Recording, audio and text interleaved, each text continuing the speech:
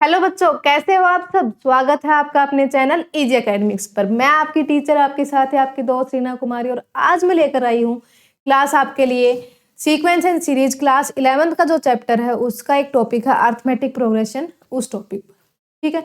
तो बेटा आपने अर्थमेटिक प्रोग्रेशन आप पहले भी पढ़ चुके हो।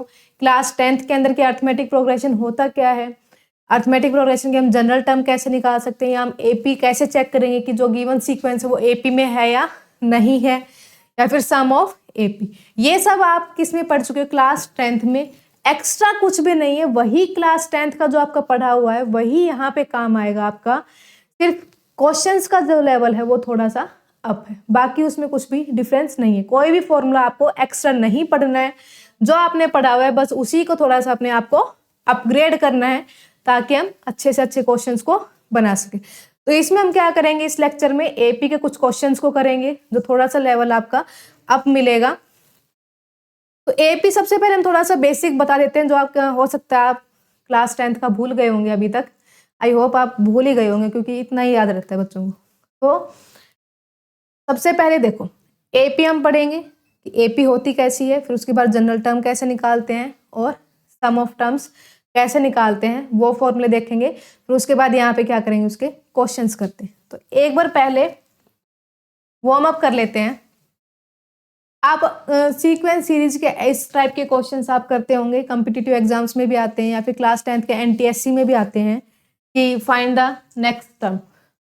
नेक्स्ट टर्म आपको निकालनी है, तो वो नेक्स्ट टर्म आप कैसे निकालते हो, एक प्रॉपर पैटर्न चेक करते हो कि आपके पास यहाँ पे देखोगे, आप दिमाग लगाते रहोगे अपना कि भाई कुछ ना कुछ तो पैटर्न इसमें निकल के आएगा।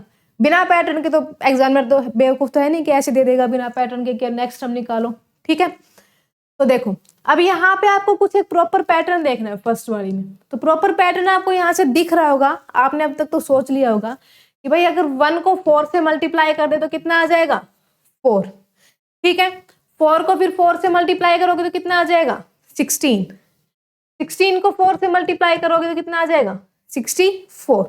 ठीक है, और 64 को फिर 4 से मल्टीप्लाई करोगे तो कितना आ जाएगा, 256। इस तरह से आ जाएगा।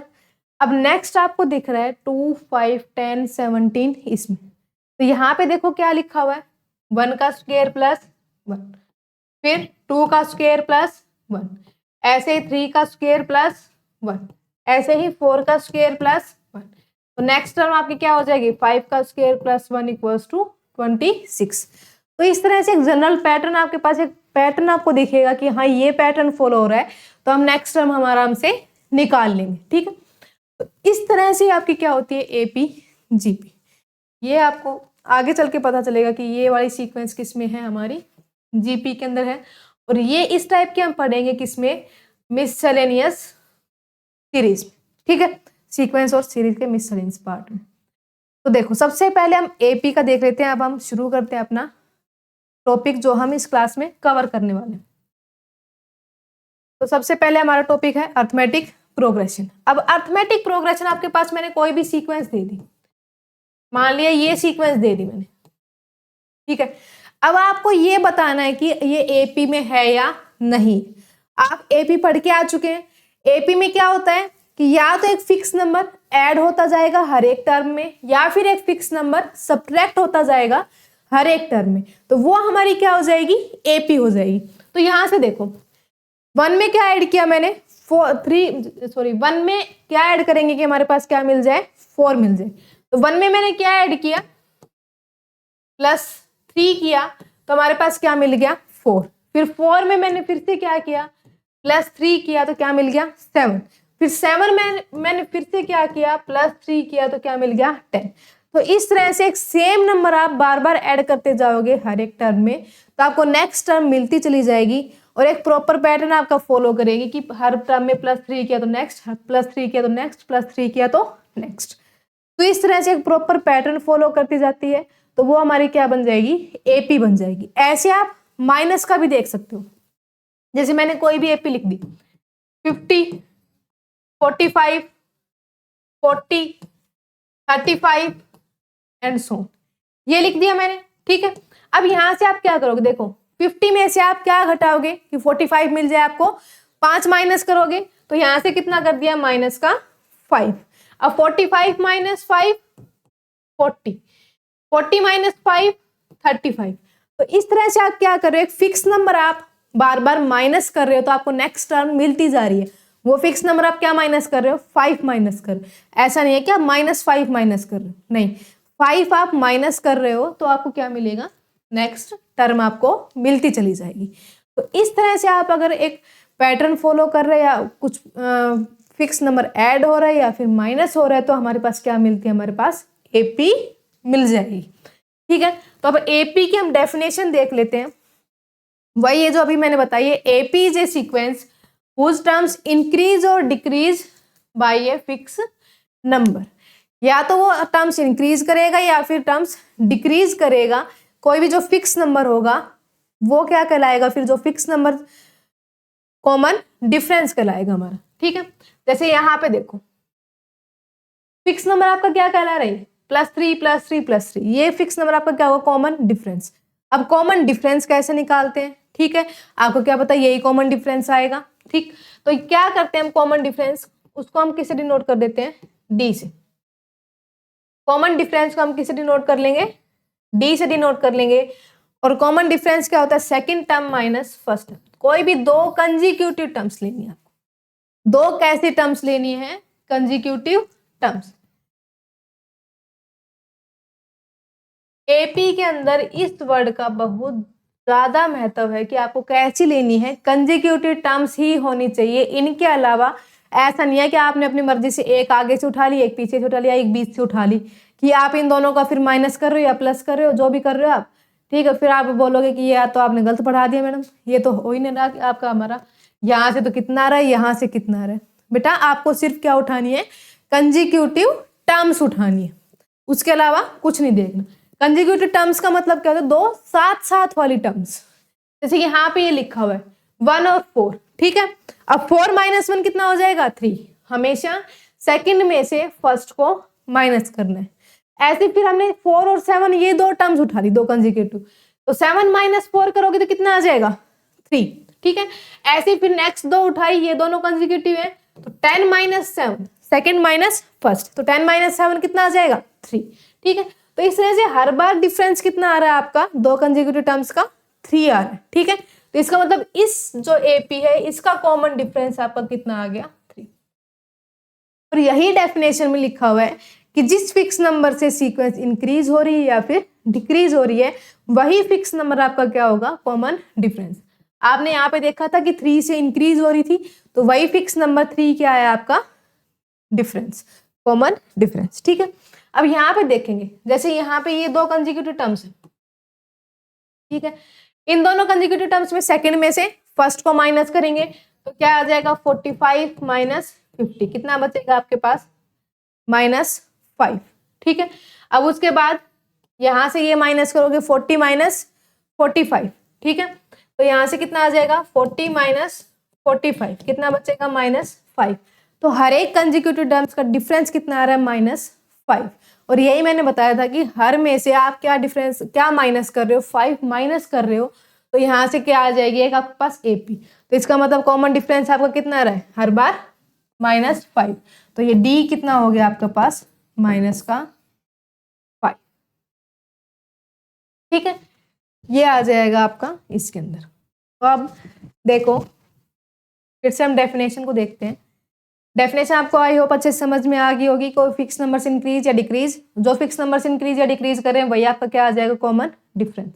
ठीक है, अब यहाँ पे ये तो वही सेम लिखी हुई है जो अभी बताइए एग्जाम्पल। नेक्स्ट देखते हैं हम, नेक्स्ट में क्या है, देखो 4 से 2 कब बनेगा, जब इसमें 4 में से हम 2 माइनस कर देंगे। तो 4 में से 2 माइनस किया तो क्या आ गया, 2 आ गया। फिर 2 से 0 कब बनेगा, जब 2 में से 2 माइनस कर देंगे। तो यहाँ भी क्या किया आपने, -2 किया। फिर से यहाँ पे क्या किया, -2 किया। और फिर से यहाँ पे क्या किया, -2 किया। वैसे तो ये क्या है, डिक्रीजिंग एपी है, और किससे डिक्रीज हो रही है, 2 से। तो यहाँ से देखो डिफरेंस कैसे निकालोगे, सेकंड माइनस फर्स्ट। तो सेकंड माइनस फर्स्ट कितना हो जाएगा, 2 - 4, तो कितना आ गया, -2। तो ये डिफरेंस कितना आ गया आपका, -2। ठीक है। तो इसमें -2, या तो आप सब्ट्रैक्ट बोल दो कि 2 आप माइनस करते जा रहे हो, ठीक है, या फिर आप क्या बोलो कि -2 आप ऐड करते जा रहे हो। 2 सब्ट्रैक्ट करना है या फिर -2 ऐड करना है, दोनों वर्ड्स में डिफरेंस है। ऐसा मैं नहीं बोल रही हूँ कि -2 आपको सब्ट्रैक्ट करना है। -2 अगर आप माइनस कर दोगे तो माइनस माइनस वो प्लस साइन हो जाएगा, तो 4 + 2 आ जाएगा। तो या तो आप 2 सब्ट्रैक्ट करो, या फिर आप क्या बोल सकते हो कि -2 को आप ऐड करते जा रहे हो, ठीक है, ये हो जाएगा। तो डिफरेंस आपका क्या आ जाएगा, हर एक बार 0 -2 -2 0, ये -2 -0 -2 हर बार, तो कॉमन डिफरेंस क्या आएगा फिर -2, ठीक है।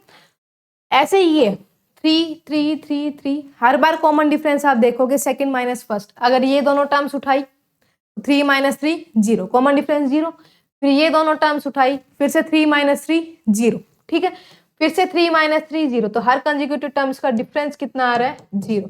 कॉमन डिफरेंस सबका सेम है, कॉमन डिफरेंस सेम है, इसका मतलब ये भी किस में है, आपकी एपी में है, ठीक। तो ये अच्छे से समझ में आ रहा है, समझ में आ रहा है कि नहीं आ रहा, ठीक है। तो देखो नेक्स्ट देखो, अब हम देखेंगे जनरल टर्म ऑफ एपी। अब जनरल टर्म ऑफ एपी कैसे देखें, तो सबसे पहले हमने ए मान लिया फर्स्ट टर्म, ए हमने कैसी मान ली फर्स्ट टर्म, और डी हमने क्या मान लिया कॉमन डिफरेंस, ठीक। तो इससे हम जनरल एपी बनाएंगे। अब आप पीछे देखो एक बार, यहां पे था, जैसे मैंने ये लिख लिया, ये आपके पास लिखा हुआ है 1 4 7 10 एंड सो, ये लिखा हुआ है, ठीक है। अब फर्स्ट टर्म पहली जो सबसे पहली टर्म होती है वो ए होती है, फर्स्ट टर्म हो जाएगी, तो यहां से क्या आ गया ए, ठीक है। अब डी मैंने इसका कितना बताया था, सेकंड माइनस फर्स्ट कर लो दिख जाएगा, 4 - 1 3, तो इसका डी मैंने कितना बताया था आपके पास 3, ठीक है। तो जनरल एपी आपको पता है क्या होती है, ए plus d, a plus 2d, a plus 3d, तो यहां से भी आप देख सकते हो फर्स्ट टर्म आपकी क्या है ए, फिर ए प्लस डी, ठीक है, फिर ए प्लस 2d, फिर ए प्लस 3d एंड सो, ऐसे चलेगी। तो यहां से ये फिर से वही मिल जाएगी 1 4 7 10 एंड सो। इस तरह से जनरल एपी होती है, हर एक में यही आएगा a plus d, a plus 2d, a plus 3d and so. तो हमारे पास जनरल एपी हमारी क्या आ जाएगी, यहां से अगर हम यहां से देखेंगे तो क्या आ जाएगी a plus d, a plus 2d, a plus 3d and so, ठीक है। अब इनको हम नाम दे लेते हैं कुछ, कि हमने इसको क्या नाम दे दिया T1 या फिर A1, जो भी आप बोलना चाहो। किसी बुक में T1 मिल जाएगा, किसी बुक में A1 मिल जाएगा, ठीक है। आप कोई भी एक अपना फिक्स कर लो कि आप T1 बोलना चाहते हो या फिर A1 बोलना चाहते हो, ठीक है। तो यहां से इस फर्स्ट टर्म को हमने क्या मान लिया A1 मान लिया, इस सेकेंड टर्म को हमने क्या मान लिया A2, थर्ड टर्म को हमने क्या मान लिया A3, फोर्थ टर्म को हमने क्या मान लिया A4, ऐसे नेक्स्ट टर्म आएगी उसको हम क्या मान लेंगे A5, ठीक। अब आपको ध्यान से देखना है, जितना ध्यान से देखोगे उतना ही ये आपको समझ में अच्छे से आएगी। देखो अब ध्यान से देखो आप, जब यहाँ पे मैंने A1 लिखा है तो साथ में प्लस, मतलब D अगर नहीं है इसका मतलब D का कोफिशिएंट कितना था 0। यहाँ से देखो जब यहाँ पे 2 है सफिक्स, सॉरी ये नीचे जो A के नीचे 2 है, ठीक है, जब सेकेंड टर्म है तो यहाँ पे कितना है D, थर्ड टर्म है तो यहाँ पे कितना है 2d, फोर्थ टर्म है तो यहाँ पे कितना है 3d, मतलब जो यहाँ पे लिखा है उससे एक कम आपका यहाँ लिखा है, जो भी यहाँ लिखा है उससे एक कम यहाँ, जो भी यहाँ लिखा है उससे एक कम यहाँ।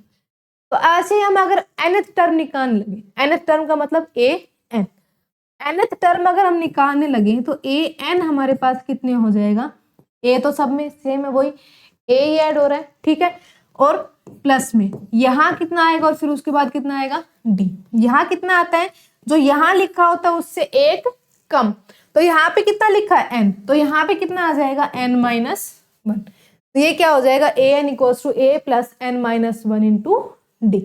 ये आपकी क्या आ जाएगी जनरल टर्म या फिर nth टर्म ऑफ एपी, या तो आप इसको बोल दो जनरल टर्म या फिर nth टर्म ऑफ एपी, तो ये होती है आपकी nth टर्म ऑफ एपी, ठीक है। nth टर्म का मतलब अगर ये आप किसी में निकाल रहे हो तो इसका मतलब जैसे आपके पास कोई भी एपी आपके पास given they the 1 3 5 7 9 and so, ठीक है, और लास्ट में आपके पास दे दिया 51, ठीक। अब आपको ये बताना है कि 51 कौन सी टर्म है, ठीक। ऐसे चलते जाओगे, जैसे यहां तक अगर आप देखते तो कितने नंबर ऑफ टर्म्स है, 1 2 3 4 5, अगर यहां तक ही हम लिखते इतना, क्या आप बताओ 9th कौन सी टर्म है, तो आप काउंट करके बता सकते थे कि 5वीं टर्म है। ऐसे मैंने यहाँ पे लिख दिया 51, चलो 101 लिख लो, 101 आपकी कौन सी टर्म है, तो कौन सी टर्म है इसका मतलब वैल्यू किसकी आपको निकालनी है, एन की निकालनी है। या आपको ये पता होना चाहिए कि 101 कौन सी टर्म है, तो इसका मतलब फॉर्मूला कौन सा लगाना है आपको, ये लगाना है, और वैल्यू किसकी निकालनी है आपको, एन की निकालनी है। कि इस, या तो ये बोलो कि ये कौन सी टर्म है, या फिर इसमें जो ये एपी आपके पास गिवन है इसमें कितनी नंबर ऑफ टर्म है, ठीक है, कितनी नंबर ऑफ टर्म्स होंगी, या फिर कौन सी टर्म 101 है, तो इसका मतलब आपको निकालना क्या है, एन निकालना। और एन किस फॉर्मूले से निकलेगा, इस फॉर्मूले से, क्योंकि आपके पास ए भी गिवन है, ए यहाँ से 1 है, और डी भी गिवन है, डी कितना है 2 है, तो यहाँ पे पुट कर देंगे ए एन की वैल्यू, ए एन 101 है, ठीक है, तो ए एन की वैल्यू है, ए की वैल्यू है, डी की वैल्यू, तो यहाँ से क्या आ जाएगी, फिर एन की वैल्यू आ जाएगी। तो इस तरह से ये क्वेश्चन, ये फॉर्मूला काम में आता है, ठीक है। अब नेक्स्ट देखते हैं हम क्वेश्चन से पहले एक चीज और देखते हैं हम, सम ऑफ एपी।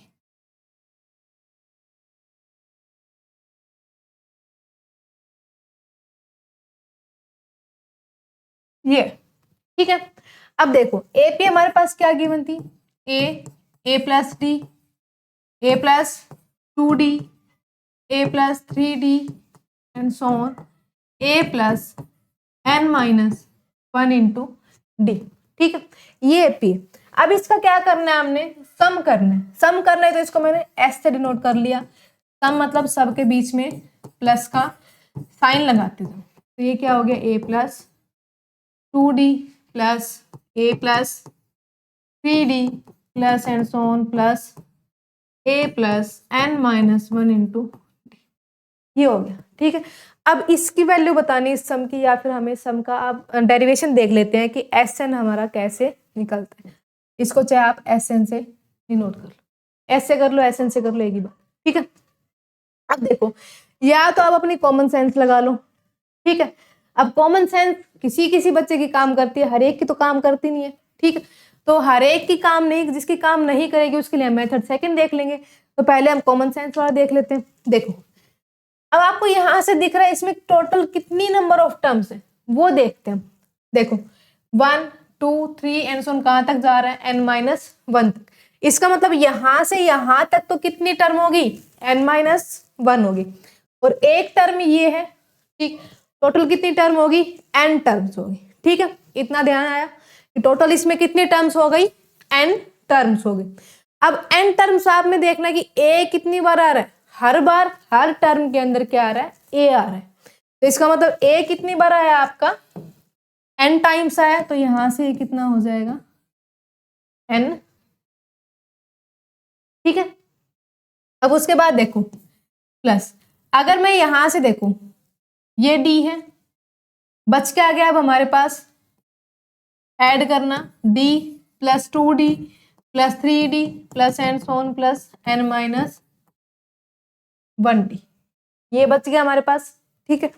अब इसको आप ऐड करोगे तो कैसे करोगे, इसमें से क्या कॉमन ले लो, d कॉमन लिया, d कॉमन लोगे तो कितना बचेगा, 1 plus 2 plus 3 and so on up to n minus, ये आ गया, ठीक है।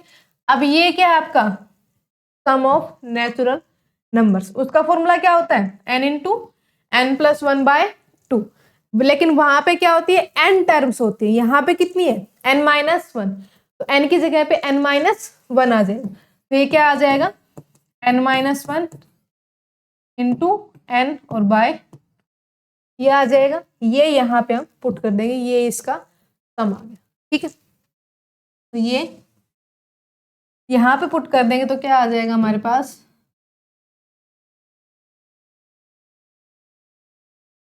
n into n minus 1 by 2 अब एलसीएम ले लो, कितना आ जाएगा 2na plus n into n minus 1d by 2।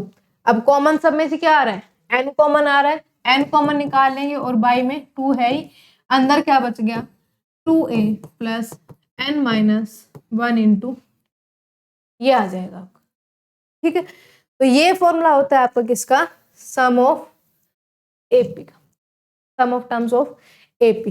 तो ये तो है अगर आपको सीधा निकालना, या फिर आप डायरेक्ट याद रख सकते हो कि एक बार हमने ऐसे लिख दिया, फिर एक बार दोबारा से हमने इसको रिवर्स करके लिख दिया ऐड करने के लिए, a plus n minus 1d plus a plus n minus 2d plus and so on, last में ऐसे क्या चलता जाएगा। ठीक है, इस तरह से इसमें ये ऐड करना है, इसमें ये ऐड करना है, इस तरह से आप ऐड करते चलो। तो यहां से इसको ऐड करोगे तो कितना हो जाएगा, दोनों को ऐड करोगे 2sn, ये ऐड हो जाएगा 2a plus n minus 1 into D, यहां से सेम वही 2a plus n minus 1 into D, next भी क्या आएगी यही 2a plus n minus 1 into D, plus में लास्ट तक इसको भी इसमें और इसको ऐड करोगे तो क्या आ जाएगा 2a plus n minus 1 into D, तभी यही आएंगी। ठीक है, और ये कितनी टर्म्स है, टोटल कितनी टर्म्स थी n, तो ऐड होने के बाद भी तो n ही बचेंगी। ठीक है, तो ये n बार आ जाएगा, तो ये कितना आ जाएगा 2sn equals to n times of 2a plus n minus 1 into d, और ये 2 हट के कहाँ आ जाएगा इधर, तो ये आपका हो जाएगा सम ऑफ एपी निकालने का फॉर्मूला। ठीक है, तो अभी हम लिख देते हैं यहाँ पे कि Sn हमारे पास क्या निकल के आया है, Sn हमारे पास क्या निकल के आया है n/2 into 2a plus n minus 1 into d, ये होता है हमारा Sn। या फिर अगर आपके पास लास्ट टर्म आपके पास प्रेजेंट हो, आपके पास हो गिवन AP के अंदर, तो वहां से डायरेक्ट आ जाएगा a प्लस L का मतलब क्या है लास्ट, और लास्ट टर्म हमने देखी थी, अभी जनरल टर्म हम क्या निकालते हैं an, जो कि हमारे पास क्या होती है a plus n minus 1 into D, यहां से देख भी सकते हो a प्लस ए लिख दोगे इसको, और फिर a plus n minus 1 into d को an, और an की जगह मैंने क्या लिख दिया l, तो ये फॉर्मूला आपका किसका हो गया सम ऑफ एपी का। तो ये फॉर्मूले थे जो आपको अच्छे से समझ में आ गए होंगे। अब इन फॉर्मूले पे कुछ क्वेश्चंस देख लेते हैं हम, कुछ अच्छे अच्छे क्वेश्चंस, ऐसे मैं नहीं कहूँगी कुछ छुटमुट क्वेश्चंस नहीं, अच्छे अच्छे क्वेश्चंस हम देख लेते। देखो सबसे पहले तो एक ही आसान सा क्वेश्चन है, if 9 times of the 9th term of AP is equal to 13 times the 13th term, then the 22nd term of the AP is. दिया हमारे पास क्या है कि 9 टाइम्स, जैसे जैसे लिखा हुआ है वैसे वैसे आप मैथमेटिकल फॉर्म में लिखते चलो। स्टेटमेंट से मैथमेटिकल फॉर्म चेंज करना बहुत आसान होता है, क्योंकि जैसे जैसे आपके पास इंग्लिश दी हुई है उसको सिर्फ मैथमेटिकल फॉर्म में आपको लिखना है। 9 टाइम्स का मतलब क्या है, 9 टाइम्स ऑफ 9th टर्म, इसका मतलब क्या है, टाइम्स का मतलब क्या होता है मल्टीप्लाई में लिखा हुआ है, इसका मतलब 9th टर्म के 9 मल्टीप्लाई में लिखा हुआ। ऐसे यहाँ पे 13 टाइम्स 13th टर्म, इसका मतलब 13th टर्म के मल्टीप्लाई में 13 लिखा हुआ, बीच में किसका निशान है इक्वल्स टू का निशान है, बस ये लिखा हुआ है। तो 9 times of 9th term equals to 13 times of 13th। ठीक है, अब हमें पता है कि यहां से देखो an हमारा क्या होता है, an equals to a plus n minus 1 into d, तो यहां से a 9 कितना हो जाएगा, n की जगह पे क्या पुट कर दोगे 9, तो a 9 sorry a plus 9 minus 1 कितना हो जाएगा 8, a plus 8d equals to 13a plus 12d।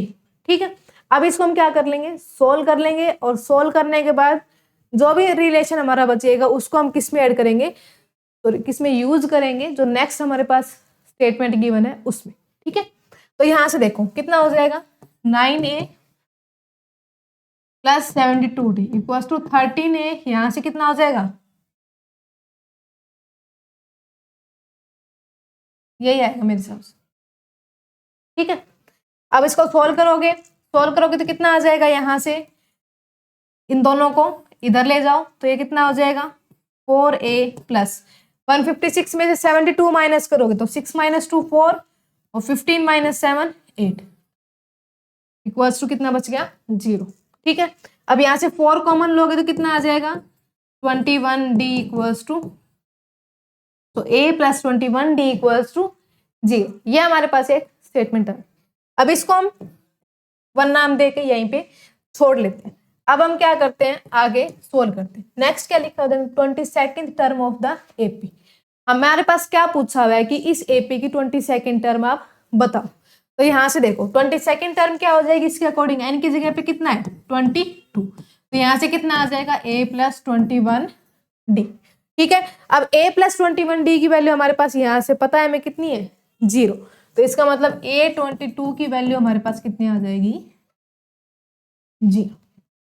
तो यहाँ से हमारा ऑप्शन ए इज।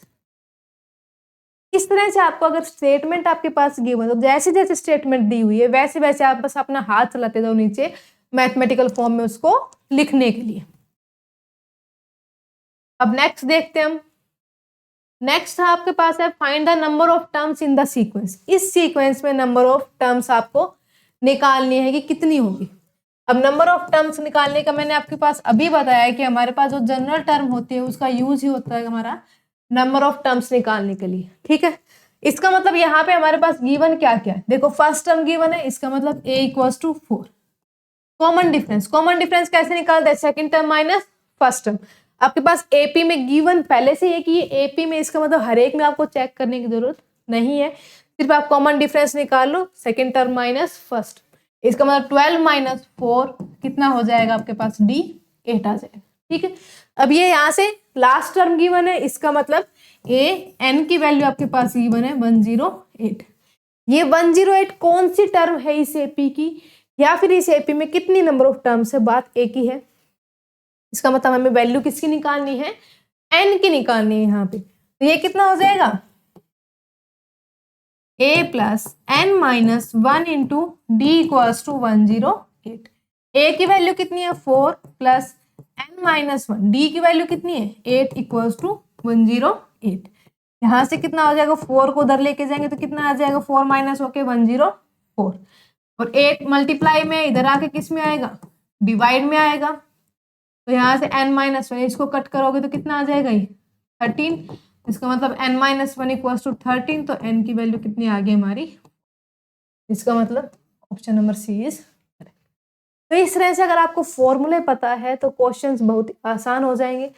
अगर आपको फॉर्मूले ही नहीं पता तो आप क्वेश्चंस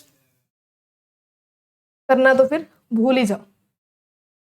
अब नेक्स्ट देखो, अच्छा सा क्वेश्चन है, अच्छे से समझना है ध्यान लगा के इसमें, ठीक है। देखो the number of terms lying between पूछा है, ठीक है। इसका मतलब आपको 100 और 500 काउंट नहीं करना। फ्रॉम पूछा होता है तो इसका मतलब 100 और 500 आपको काउंट करने होते। लाइंग बिटवीन पूछा है 100 and 500 that are divisible by 7 but not divisible by 21। तो पहले क्या लिखा हुआ है डिविजिबल बाय 7, तो हम 7 से डिवाइड होने वाले नंबर्स हम देख लेंगे कितने होंगे 100 और 500 के बीच में, ठीक है। अब आप कैसे देखोगे कि 100 के बाद कौन सा ऐसी टर्म आएगी, मतलब 100 से नेक्स्ट मतलब जो भी आएगी कौन सी ऐसी टर्म आएगी जो 7 से डिवाइड होगी। तो सबसे पहले क्या करो आप 100 को ही डिवाइड करके देख लो, करोगे 7 से कितना आ जाएगा 1 पे जाएगा 30, 7 4 जा 28, 2 आया। अगर यहाँ पे एलसीएम हमारा कितना आ जाता 7 आ जाता तब तो हमारा डिवाइड होता, क्योंकि इसके सबसे पास वाली टर्म कौन सी है 7 से डिवाइड होने वाली 7 है, और 7 आने के लिए इसमें क्या करना पड़ेगा +5। अगर हमारे पास 7 होता 2 की जगह तो 7 1 जा 7 कंप्लीट हमारा डिवाइड हो जाता, ठीक है। इसका मतलब 7 बनाने के लिए क्या करना पड़ेगा +5 इस टर्म। तो इसका मतलब हमारे पास फर्स्ट टर्म जो आएगी वो डिवाइड होने वाली कितनी आएगी 105। आप डिवाइड करके देख सकते हो 105 को 7 से, ठीक है। उसके बाद कौन सी हो जाएगी इसमें 7 ऐड कर दो 112, ठीक है। फिर 7 ऐड कर दो 1 आगे की निकालनी कोई मुश्किल नहीं, क्योंकि 7 आपको सिर्फ ऐड करते चलना है। 7 से डिवाइड देखना है, इसका मतलब 7 के मल्टीपल्स, तो यहाँ से 7 आपको डिवाइड कर 7 आपको ऐड करते चलना है, तो वो सारी टर्म्स क्या हो जाएंगी 7 से डिवाइड। ऐसे अगर आपसे पूछता कि 5 से डिवाइड बाई, देखो अब 5 से डिवाइड बाई आप देखते इनके बीच में, आप देखते हैं यहाँ पे 100 भी डिवाइड हो रहा है, आपको 100 नहीं लेना क्योंकि इनके बीच में पूछा है 100 और 500 आपको काउंट नहीं कर रही थी। ठीक है, तो पहली टर्म क्या आती है 105 आती, फिर उसमें आप 5 ऐड करते 110, फिर उसमें आप 5 ऐड करते 115, तो इस तरह से आपकी आती। तो यहाँ से देखो 7 आपको करना, तो 7 आप ऐड करते चलो, तो यहाँ से कितना हो जाएगा, नेक्स्ट टर्म कितनी आ जाएगी 126। ठीक है, फिर उसके बाद कितनी आ जाएगी 133। इस तरह से आपका चलता जाएगा, और लास्ट में कहाँ तक जाएगा 500 से पहले ऐसी कौन सी टर्म होगी जो 7 से डिवाइड होगी, वो चेक करने के लिए क्या करेंगे हम 500 को 7 से डिवाइड करें, तो ये कितने पे चला जाएगा 49 पे, 10 कितने पे गया 7 पे 3। ठीक है, इसका मतलब अगर इसमें हम 3 कम होता तो हमारा ये 7 से डिवाइड, क्योंकि अगर 3 इसमें कम होता तो हमारे पास यहाँ पे एलसीएम कितना बच जाता फिर 0, और 0 एलसीएम का मतलब कंप्लीट, फिर 0 रिमाइंडर बचता, 0 रिमाइंडर का मतलब कंप्लीट डिवाइड हो रहा है। तो यहाँ से इसका मतलब क्या होता है कि अगर हम जस्ट इससे पहले वाली टर्म देख रहे हैं कौन सी हमारी 7 से डिवाइड होगी, तो इस तरह से चेक करना है, 100 के बाद कौन सी होगी तो इस तरह से चेक करना है। दोनों को चेक करने का अलग अलग तरीका है। इसका मतलब यहाँ से 3 कम अगर होता 500 में तो वो हमारी 7 से डिवाइड हो जाती, इसका मतलब 497 जो होगी वो हमारी 7 से कंप्लीट डिवाइड हो जाएगी। ये हमारी क्या होगी एपी बन गई, जो कि किसके किससे डिवाइड होगी, डिवाइड बाय 7। ठीक है, अब देखेंगे इसमें, देखो अब ये कौन सी टर्म होगी 497, ये चेक कर लेते हैं हम पहले। तो यहां से हमारा ए कितना आ गया, ए हमारा कितना आ गया 105, डी हमारा कितना है 7, ए एन हमारा कितना है 497। तो ये अगर हम ये निकालें कि कितने नंबर ऑफ टर्म्स है इस एपी के अंदर, इसका मतलब उतने ही नंबर हमारे पास 7 से डिवाइड होंगे, ये हमें पता चल जाएगा। तो यहां से देखो a plus n minus 1 into d equals to 497, तो यहां से कितना आ जाएगा 105 plus n minus 1 into 7 equals to 497, तो यहां से कितना आ गया n minus 1 into 7 equals to 497 minus 105, तो ये कितना हो जाएगा 392। ठीक है, अब n माइनस 7 इधर मल्टीप्लाई में, तो उधर जाके कितना हो जाएगा 392 बाय 7, तो यहां से कितना आ जाएगा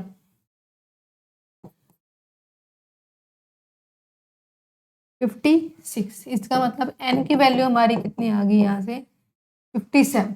तो इस एपी के अंदर हमारी कितनी नंबर ऑफ टर्म्स है 57 नंबर ऑफ टर्म्स है। इसका मतलब जो 497 57th टर्म है हमारी। ठीक है, 57 नंबर ऑफ टर्म्स हैं, जो 57 ऐसे नंबर होंगे 100 और 500 के बीच में जो किससे डिवाइड होंगे 7 से डिवाइड होंगे। ठीक है, अब उसके बाद क्या आता है कि बट नॉट डिवाइडेड बाय 21। ठीक है, ऐसे नंबर आपको इसमें से हटाने जो 21 से डिवाइड होंगे, ऐसे नंबर आपको इसमें से हटाने जो 21 से डिवाइड होंगे। तो एक तो तरीका यही है कि ऐसे आप 21 से डिवाइड होने वाली एपी निकाल लें। ठीक है, एपी निकालने के बाद उसमें नंबर ऑफ टर्म्स देखें कि कितनी नंबर ऑफ टर्म्स होंगी जो 21 से डिवाइड होंगी, वो नंबर ऑफ टर्म्स इसमें से आप माइनस कर दें। ठीक है, तो वहां से क्या आ जाएगा आपका आंसर आ जाएगा।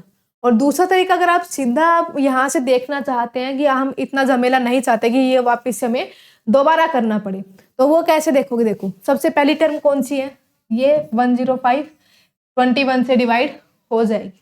ठीक है, अब 21 से नेक्स्ट कौन सी डिवाइड होगी, इसमें 21 करोगे तो यहाँ से ये 7 ऐड किया, फिर 7 ऐड किया, फिर 7 ऐड, मतलब यहाँ अगर यहाँ तक पहुंचोगे तो इसमें हमने क्या ऐड कर दिया 21 ऐड कर दिया। ठीक है, इसका मतलब उसमें नेक्स्ट टर्म, उस एपी में नेक्स्ट टर्म कौन सी आएगी 126। ऐसे ही फिर 2 के गैप में फिर नेक्स्ट टर्म कौन सी आएगी जो 21 से डिवाइड होगी। ठीक है, तो इसका मतलब हमने ये 3 का ग्रुप बना दिया, हर 3 में से एक नंबर 21 से डिवाइड हो रहा है। इसका मतलब हर 3 में से एक नंबर 1/3 21 से डिवाइड हो रहा है। ठीक है, इसका मतलब ये 3 का ग्रुप कितने बनेंगे, इसको 57 को 3 से डिवाइड कर लो तो इतने नंबर ऑफ ग्रुप्स बन जाएंगे।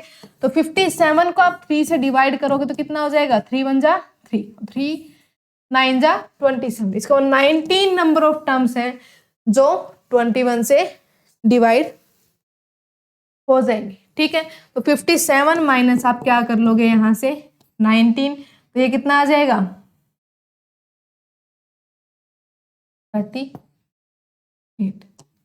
और अगर इसको प्रॉपर आप तरीके से करना चाहते हो तो यहां से कितना आ जाएगा, देखो फिर 21 से डिवाइड होने वाले आप चेक कर लोगे 105, उसके बाद 21 इसमें ऐड कर दो कितना हो जाएगा 126, एंड लास्ट टर्म हम देखेंगे 21 से डिवाइड होने वाली तो 500 को 21 से करेंगे तो कितना हो जाएगा 42,803 पे जाएगा।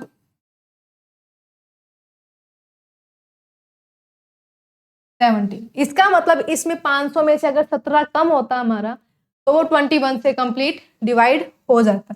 तो 500 में से 17 कम कब होगा, जब इसमें 17 माइनस कर दोगे तो यहां से कितना आ जाएगा 3 और ये 8 और इसका मतलब 483। तो लास्ट टर्म जो इसे डिवाइड होगी वो कितनी हो जाएगी 483। अब इसमें नंबर ऑफ टर्म्स हम चेक कर लेंगे, कितनी नंबर ऑफ टर्म्स इसके अंदर होंगी हमारे, तो कितनी नंबर ऑफ टर्म्स होंगी an which is equals to a हमारा कितना है 105 प्लस n माइनस 1, डी कितना है हमारा 21 और लास्ट टर्म कितनी हमारी an कितनी है 483। ठीक है, अब यहां से कितना आ जाएगा n माइनस 1 इंटू 21, 483 माइनस 105, यहां से कितना आ जाएगा n माइनस 1 इंटू 21, कितना आ जाएगा यहां से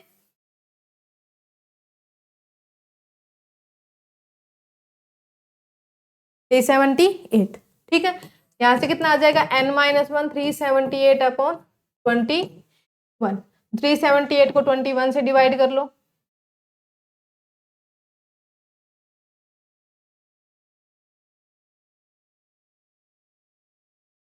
एटीन, तो ये कट के कितना आ जाएगा 18, तो यहां से कितना आ जाएगा 19 नंबर ऑफ टर्म्स ऐसी होंगी जो 21 से डिवाइड हो जाएंगी। टोटल कितना था 57। ठीक है, उसमें से 57 ऐसी नंबर ऑफ टर्म्स थी जो 7 से डिवाइड हो रही हैं। ठीक है, 19 नंबर ऑफ टर्म्स ऐसे हैं जो 21 से डिवाइड हो रही है। अब हमें निकालना क्या था कि 7 से तो डिवाइड हो लेकिन 21 से डिवाइड ना हो, इसका मतलब 7 वाली में से हम 21 वाली माइनस कर देंगे, तो नंबर ऑफ टर्म्स टोटल कितनी आ जाएंगी यहां से, number of terms equals to 57 minus 21, कितना आ जाएगा यहां से 38, और उस तरीके से भी क्या आया था हमारा 38। अगर आपका बोर्ड में आता है क्वेश्चन प्रॉपर करना आता है तो आप इस तरीके से ही करके आएंगे, वो सिर्फ आपका कि आपका जेई वगैरह में क्वेश्चन अगर आता है एमसीक्यू में आता है तो आप उस तरीके से भी जनरलाइज कर सकते हैं। ठीक है, अब नेक्स्ट देखते हैं हम क्वेश्चन। यहाँ पे हमारे पास एक एपी गिवन है, इस एपी की आपको इन चारों में से वैल्यू बताने की कौन सी वैल्यू इस एपी की होगी। ठीक है, अब हमारे पास एपी क्या गिवन है वो देखते हैं। सबसे पहले एक टर्म उठा लेते हैं, सम ऑफ एपी निकालना है, ये A1 कैपिटल A1 से डिनोट कर लो, स्मॉल A1 यहाँ पे कंफ्यूजन हो जाएगी। ठीक है, तो ये हमारी क्या है 1 upon square root of A1 plus square root of A2। अगर इस टाइप से नीचे रूट्स के अंदर आ जाए तो सिंपल सा है, सबसे पहले सबको आप पता है कि रेशनलाइज कर दो, तो यहाँ से रेशनलाइज करने पे क्या आ जाएगा root A1 minus root A2 upon root A1 minus root A2। ठीक है, एक टर्म मैं करके दिखा रही हूँ, बाकी सारी टर्म्स सेम आ जाएंगे ऐसी। अब इनकी मल्टीप्लाई करोगे तो कितना आ जाएगा यहाँ से root A1 minus root A2 upon कितना हो जाएगा A1 माइनस A2। ठीक है, अब आपको एक चीज पता है कि कॉमन डिफरेंस आपका क्या होता है D equals to A2 minus A1 होता है। ठीक है, अगर हमें इस फॉर्म में लेके आना, इसका मतलब माइनस हमें कॉमन निकालना पड़ेगा A1 माइनस A2, इसका मतलब हमारे पास a1 माइनस a2 की वैल्यू कितनी आ गई, माइनस का d, जो कि हम यहाँ पे पुट कर देंगे। तो ये कितना आ जाएगा, root a1 minus root a2 upon minus d। ठीक है, अब नेक्स्ट करोगे, root a2 plus root a3 को रेशनलाइज करोगे तो नीचे क्या आ जाएगा, a2 माइनस a3, और वो डिवाइड करने में होता है क्या, a3 माइनस सॉरी माइनस करने में होता है क्या, a3 माइनस a2, तो वो माइनस d। दो कंसेक्यूटिव टर्म्स है ना, उनका कंसेक्यूटिव टर्म्स का सब्ट्रैक्शन क्या होता है, कॉमन डिफरेंस, जो कि हमारा होता है d। लेकिन यहाँ पे ये होता है सेकंड माइनस फर्स्ट, यहाँ पे लिखा हुआ है फर्स्ट माइनस सेकंड, इसका मतलब माइनस हमें कॉमन निकालना पड़ेगा। यहाँ से माइनस कॉमन निकालते a2 माइनस a1 बन जाएगा और वो क्या हो जाएगा, d। ऐसे a3 माइनस a2 d, ऐसे an माइनस an माइनस, दो कंसेक्यूटिव टर्म्स का डिफरेंस, इसका मतलब कॉमन डिफरेंस, और वो क्या होता है d। तो इस तरह से हम अगर हम इसको लिखते जाएंगे, तो इस तरह से हम लिखते जाएंगे तो क्या हो जाएगा हमारे पास, root a1 minus root a2 by minus d plus root a2 minus root a3 by minus d। ऐसे नेक्स्ट हो जाएगी root a3 minus root a4 by minus d plus and so, ये क्या हो जाएगा, root an minus 1 minus root an by minus d। ठीक है, अब नीचे से सब में से क्या कॉमन आ रहा है, माइनस का d, इसका मतलब बाहर ये हो गया, अंदर क्या बच गया हमारा, root a1 minus root a2 plus root a2 minus root a3 plus root a3 minus root a4 plus and so on, क्या बचेगा हमारा, root an minus 1 minus root an। इससे नेक्स्ट टर्म क्या आई है हमारे पास, root an minus 2 minus root an minus, इस तरह से आई। ठीक है, और ये ब्रैकेट हमने यहाँ पे बंद कर। अब देखो एक प्लस का एक माइनस का, एक प्लस का एक माइनस का है, तो रूट a2 से a2, a3 से a3, a4 से ऐसे कट जाएगा, an से n लास्ट में ये बचेगा। ठीक, अब हमारा क्या बच गया, 1 अपॉन माइनस का d root a1 minus root an। ठीक है, अब आपको ऑप्शंस देखो, ऑप्शंस में कहीं भी d नहीं दिख रहा है आपको। ठीक है, और रूट भी कहाँ आ रहा है, नीचे ही आ रहा है। रूट नीचे लेके आने के लिए क्या करोगे, फिर से इसको रेशनलाइज करोगे, तो फिर से रेशनलाइज करोगे तो यहां से कितना हो जाएगा, इसको root a1 plus root an upon root a1 plus root an, ये हो जाएगा, ये कितना बन जाएगा, a1 minus an upon square root of a1 plus square root of an, ये आ जाएगा। अब हमें a1 माइनस an की वैल्यू निकालनी है। अब देखो a1 minus an, a1 minus an, a1 first term और an लास्ट टर्म, और लास्ट टर्म क्या होती है, a plus n minus 1 into d. ठीक है, ये हो जाएगी। तो यहां से देखो क्या आ जाएगा फिर हमारा, ब्रैकेट खोलोगे तो साइन चेंज हो जाएगी, minus of n minus 1 into d, ये कैंसिल आउट हो जाएगा, कितना बचेगा, minus of n minus 1 into D. अब यहाँ पे वापिस हम इसको पुट कर देंगे, तो ये क्या आ जाएगा, माइनस को 1 upon D minus of, sorry यहाँ पे माइनस नहीं आएगा, minus of n minus 1 into D upon root a1 plus root an। अब d से d कैंसिल, माइनस साइन से माइनस साइन कैंसिल, तो यहाँ पे हमारा आंसर क्या आ गया, n minus 1 upon square root of a1 plus square root of an। ये देखते हैं हम कौन सा ऑप्शन हमारा, फर्स्ट ही ऑप्शन, तो ये हमारा क्या हो जाएगा, सही हो जाए। तो ये कुछ क्वेश्चंस हमने किए हैं, नेक्स्ट वीडियो में हम और कुछ क्वेश्चंस इसके करेंगे। आई होप आपको अच्छे से समझ में आ गया होगा। अगर अच्छे से समझ में आपको आया है तो प्लीज चैनल को लाइक शेयर एंड सब्सक्राइब जरूर करिएगा। Thank you.